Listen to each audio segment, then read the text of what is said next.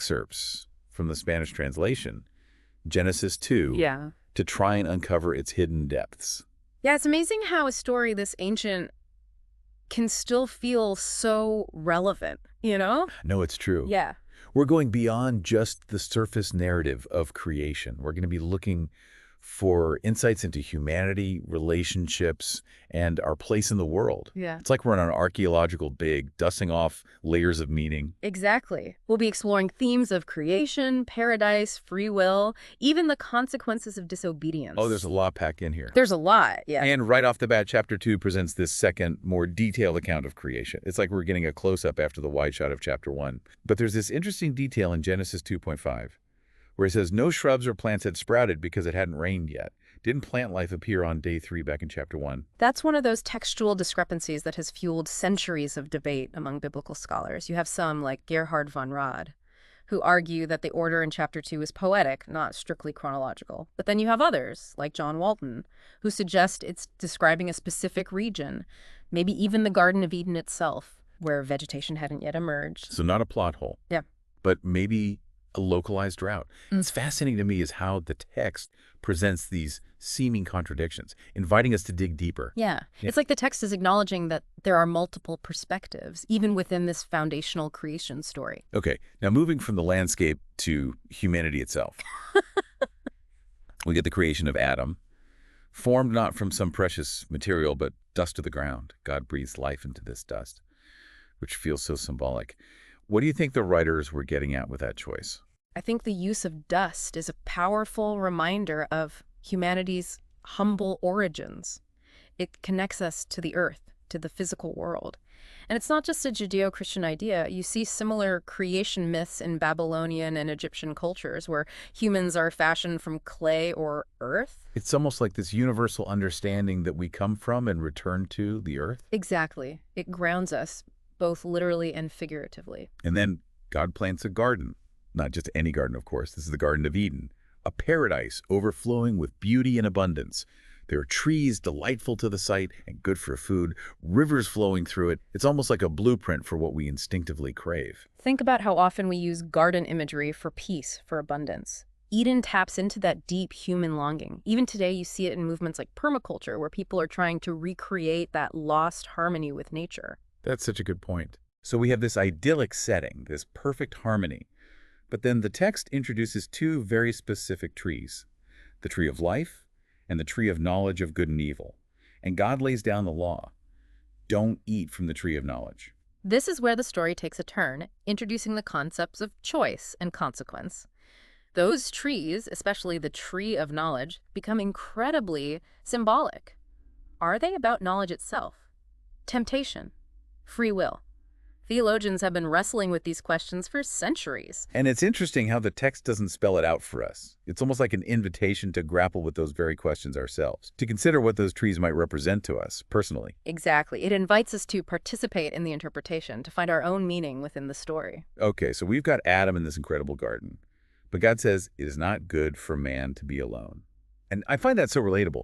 Adam had all these animals around, he even named them. But apparently none of them were cutting it in the companionship department. Right. This speaks to a core human need. Connection. We are social creatures, wired for relationships. Even in paradise, there's this acknowledgement that we need someone who truly gets us. Not just any other being, but a companion, an equal. Which leads us to Eve. Yeah. And her creation is fascinating. She's not formed from the dust like Adam, but from his rib.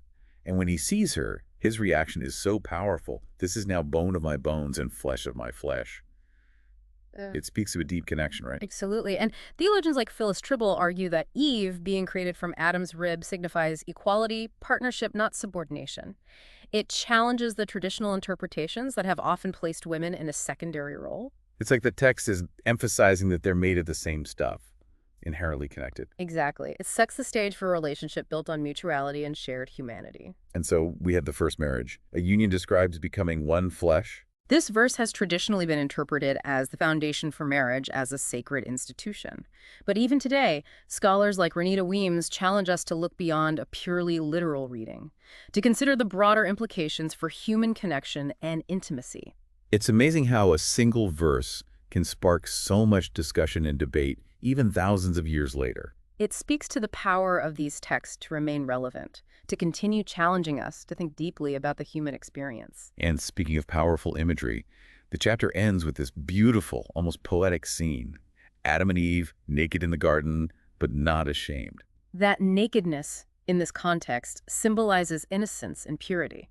It points to a state of being before self-consciousness, before the weight of societal expectations. It's like this glimpse into a world where vulnerability isn't seen as weakness, where there's no need for pretense or shame. Exactly. It captures a sense of wholeness, of complete acceptance. It's a powerful image to end on, and I think it sets the stage perfectly for what comes next. The shift from innocence to experience, from paradise to a world of choices and consequences. And that's exactly where we'll pick up in our next segment. We'll delve into the serpent's arrival, the temptation, and the fall. So we left off with Adam and Eve, this picture of pure innocence and harmony in the garden. But as we know, that doesn't last forever. Enter the serpent. Oh, yeah. It's interesting, isn't it, how snakes get a bad rap. But in many ancient cultures, serpents were associated with wisdom, even healing powers. Think of the rod of Asclepius, still a symbol of medicine today. So maybe not just a straightforward villain in this story then. Right. The serpent's role is complex. He approaches Eve not with force, but with questions. Did God really say you must not eat from any tree in the garden? It's subtle, planting seeds of doubt. Classic tactic, isn't it? Making you question everything you've always been told. Exactly. And Eve, enticed by the serpent's words and the allure of the forbidden fruit, takes a bite, and then she shares it with Adam.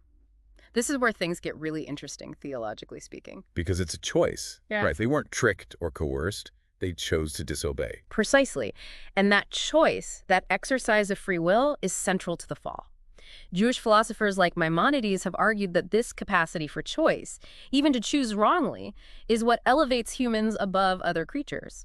So it's not just about blindly following rules, but about understanding the weight of our decisions. Right. And the consequences are immediate. They realize they are naked, and shame enters the picture. They try to hide from God. It's like this sudden loss of innocence, a realization of their vulnerability. It's almost like the text is saying knowledge comes at a price, that maybe ignorance, in some ways, was bliss. That's a common interpretation, yes. The fall represents a fundamental shift, not just in their relationship with God, but in their understanding of themselves and the world. And there are some pretty serious repercussions, right? It's not just a slap on the wrist. God confronts them, and there are punishments. Eve is told childbirth will be painful. Adam is cursed to toil the ground for his food. It's almost like the text is saying, work, struggle, these are now part of the human experience. So no more easy living. Banished from the garden. That perfect harmony is lost. What I find fascinating is how the garden itself becomes this symbol. It's a recurring motif throughout literature and art. The lost paradise, the longing for a simpler time, a return to innocence. Think of the Romantics, their obsession with nature and the idealization of the past. It's like this universal ache for something we've lost. Yeah. But you mentioned that the fall is a shift, not just an ending. What do you mean by that? Well, consider this. Before the fall, they existed in a state of childlike innocence. But after, they have knowledge, even if it's painful. They're aware of good and evil, choice and consequence. It's like they've matured in a way, even if it's through disobedience. Exactly. Christian theologians like Augustine have argued that the fall, while tragic, is also a necessary step in human development. It's through this experience that we become truly self-aware, capable of moral reasoning. So it's not just a fall from grace, but maybe also a fall into consciousness. That's one way to look at it. It's a complex story, open to multiple interpretations. But one thing is clear. It's a story that continues to resonate with us thousands of years later. Because it reflects our own struggles, Yeah. our own temptations, our own search for meaning in a world that often feels far from paradise. We make choices. We face consequences. We long for that lost connection. Exactly. And that brings us to the bigger questions. How has the fall shaped our understanding of sin? Redemption. The very nature of God. These are the themes we'll explore in our final segment. Okay, so we've been talking about this idea of the fall, and it seems like the elephant in the room is sin. The fall is often seen as the origin of sin in the world. But what does that actually mean? Well, it's a concept that has been debated and interpreted in countless ways throughout history in the context of Genesis. Sin can be understood as a deliberate turning away from the divine path, a severing of that connection we talked about earlier. So it's not just about breaking rules. It's more about damaging that relationship between humanity and God. Exactly. Jewish mystical tradition, the Kabbalah, describes it as a symptom, a withdrawing or hiding of God's light.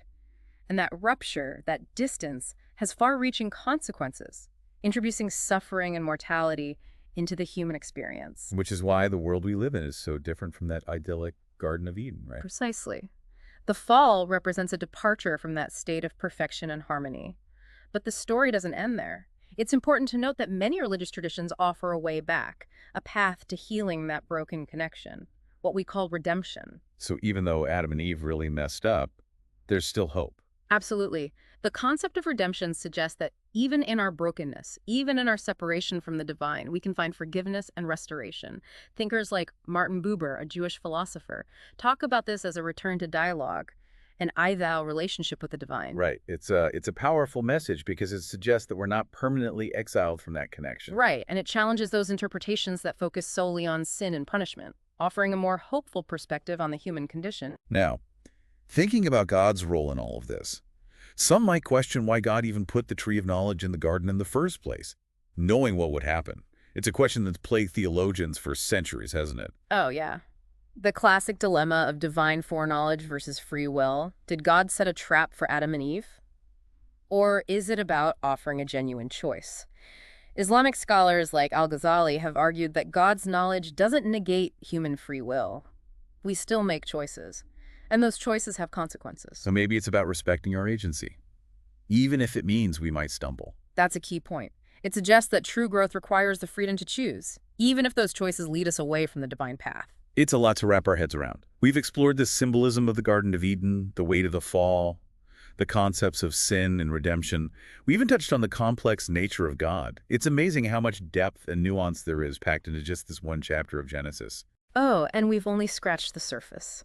These ancient texts have a way of sparking endless discussion and debate, challenging us to think deeply about our own beliefs and experiences. What I find so fascinating is how these stories, thousands of years old, still resonate with us today. We still grapple with those same questions about choice, consequence, longing, the search for meaning. Exactly. And that's the beauty of these texts. They're not just static stories. They're living documents that invite us to engage, to question, to find our own personal meaning within them. So as we wrap up this deep dive into Genesis 2, we encourage you to keep exploring, keep questioning, keep the conversation going. What resonated with you? What challenges you?